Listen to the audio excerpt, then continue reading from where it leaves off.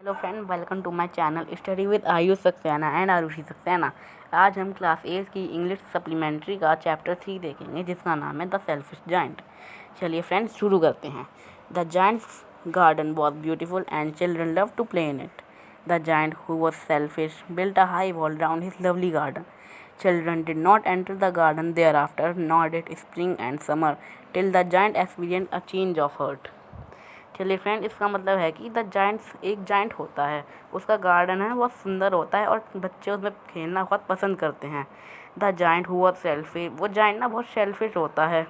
वो क्या कहते हैं, उसे पसंद नहीं आता है कि कोई भी बच्चा उसके गार्डन में खेले, तो वो एक बहुत बड़ी सी दीवार खड़ी कर देता है अपने गार्डन के आसपास, तो जिससे बच्चे एंटर ही नहीं कर पाते थे उसके गार्डन में, और जिसके कारण स्प्रिंग मतलब कि वसंत भी उसके गार्डन में नहीं आई जब तक जायंट ने अपना मन नहीं बदल दिया। चलिए फ्रेंड, अब चैप्टर शुरू करते हैं। Every afternoon as they were coming from school the children used to play in the giant's garden. हर शाम को बच्चे आते थे स्कूल से और जायंट के गार्डन में खेलने चले जाते थे। It was a large lovely garden with soft green grass. Here and there over the grass stood beautiful flowers like the stars, and there were 12 peach trees in the springtime broke out into delicate blossoms of pink and pearl. वो एक बहुत बड़ा garden था जिसकी घास बहुत soft थी और उसके आसपास बहुत सुंदर सुंदर फूल थे जो स्टार जैसे लगते थे, और उसके आसपास 12 पीचेस के ट्री थे। पीच होता है, एक फल होता है, उसके ट्री थे जो स्प्रिंग टाइम में बहुत डेलिकेट ब्लॉसम पिंक और पर्ल के हो जाते थे और ऑटम में रिच फ्रूट बन जाते थे। The bird set on the tree and sang so sweetly that the children used to stop their games in order to listen them. वहाँ पर चिड़ियाँ भी रहती थीं जो बहुत सुंदर गाना गाती थीं, और चिल्ड्रन अपना गेम छोड़कर और उनका गाना सुनने लगते थे। One day the giant came back. एक दिन जायंट वापस आ गया। He had been visited his friend the Cornish ogre. वो अपने दोस्त के यहाँ गया था जिसका नाम था कॉर्निश ऑग्रे, और वो उसके साथ 7 साल तक रहा था friends. When he arrived, he saw the children playing in his garden. What are you doing here? He cried with gruff voice, and children ran away. जब वो अपने गार्डन में आता है तो वो देखता है कि बच्चे वहाँ पर खेल रहे होते हैं, तो फिर वो बहुत गुस्सा हो जाता है और बहुत ही ग्रफ वॉइस में बोलता है। ग्रफ का मतलब होता है रफ फ्रेंड, बहुत घिसी हुई वॉइस में बोलता है, और जिसे सुनकर बच्चे भाग जाते हैं। अब ये नेक्स्ट पेज यहाँ है। वो जायंट कहता है, my own garden is my own garden, said the giant, any one can understand that. वो जायंट कहता है कि मेरा अपना गार्डन सिर्फ मेरा ही गार्डन है, कोई भी यहाँ पर नहीं आ सकता है, और मैं किसी को भी यहाँ खेलना अलाउ नहीं करता हूँ सिवाय मेरे. So he built a high wall all round it and put up a notice board. तो फिर वो एक बहुत बड़ी दीवार वहाँ पर खड़ी कर देता है और एक नोटिस बोर्ड लगा देता है जिस पर लिखा होता है, ट्रेसपासर्स विल बी प्रोसिक्यूटेड. जो ये लोग जा रहे हैं यहाँ पर वर्जित हैं, यानी कि यहाँ पर लोग आना वर्जित हैं, यहाँ पर कोई भी नहीं आ सकता है. अब आगे वो बच्चे सोचते हैं कि he was very selfish giant, वो बहुत ही ज़्यादा सेल्फिश. फ्रेंड, सेल्फिश का मतलब होता है जो सिर्फ अपने बारे में ही सोचता है, वो सेल्फिश होता है. The poor children had now where to play. तो बच्चों के पास तो कोई जगह ही नहीं बची थी खेलने की. They try to play on the road. वो एक बार रोड पर खेलना चाह रहे थे, पर रोड बहुत ही डस्टी, धूल मिट्टी होती है रोड पे और बहुत ही हार्ड होती है. And they did not like it, और वो उन्हें वहाँ पर खेलना पसंद नहीं आया. They used to wander around the high walls where when their lessons were over and talk about the beautiful garden. जब उनके लेसन ख़त्म हो जाते थे तो फिर वो वहाँ गार्डन के जो वॉल थी ना उसके आसपास आकर घूमने लगते थे और गार्डन के बारे में बातें करने लगते थे. How happy we were there, they said to each other. वो कहते हैं कि हम लोग वहाँ पर कितना खुश थे. Then the spring came and all over the country there were little blossoms and little birds. जैसे ही स्प्रिंग आती है वहाँ पूरे देश में एक लिटिल ब्लॉसम आने लगते हैं और चिड़ियाँ चहकने लगती हैं. Only in the garden of the selfish giant, it was still winter. Still वो शेलफिश जायंट था ना, उसके गार्डन में अभी तक सर्दियाँ ही थीं।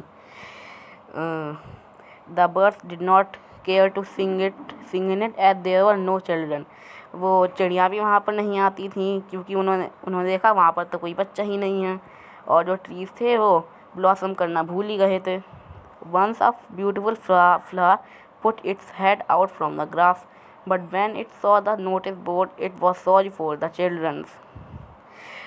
एक बार एक सुंदर सा फ्लावर अपना सर उठा लेता है घास में से, पर जैसे ही वो देखता है नोटिस बोर्ड को, वो बहुत सॉरी फील करता है चिल्ड्रन के लिए, और फिर वापस चला जाता है ग्राउंड के अंदर और वापस सो जाता है। The only people who were please were the snow and the Frost. जो लोग खुश थे इससे वो थे सिर्फ फ्रॉस्ट और स्नो। कौन थे? Snow and Frost.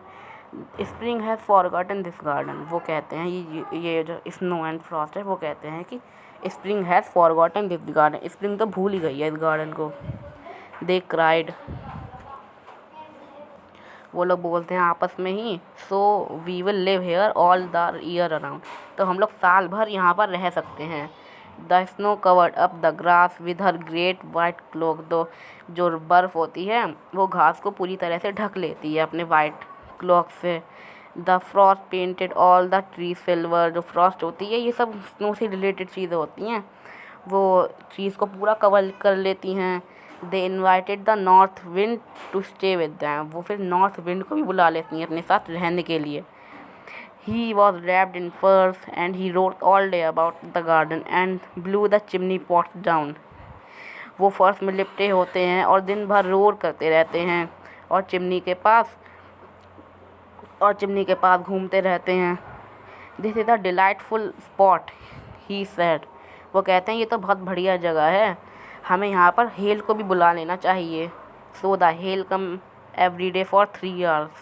तो हेल भी आ जाती है हर दिन 3 घंटे के लिए वहाँ पर आ जाती है। और जो कैसल की रूफ होती है, मतलब कि किले की छत होती है, वहाँ पर स्लेट्स ये सब तोड़ देती हैं और वहाँ से फिर भाग जाती हैं। And the garden as far as he could he was dressed in grey and his breath was like an ice. तो जब तक वहाँ पर ये सब रहते हैं वहाँ पर बहुत ठंडी ठंडी हवाएं चलती रहती हैं, बल्कि जबकि पूरी कंट्री में स्प्रिंग आ चुकी होती है। तो ये नेक्स्ट पैरा शुरू होता है। तो ये जायंट कहता है कि I can not understand why spring is so let.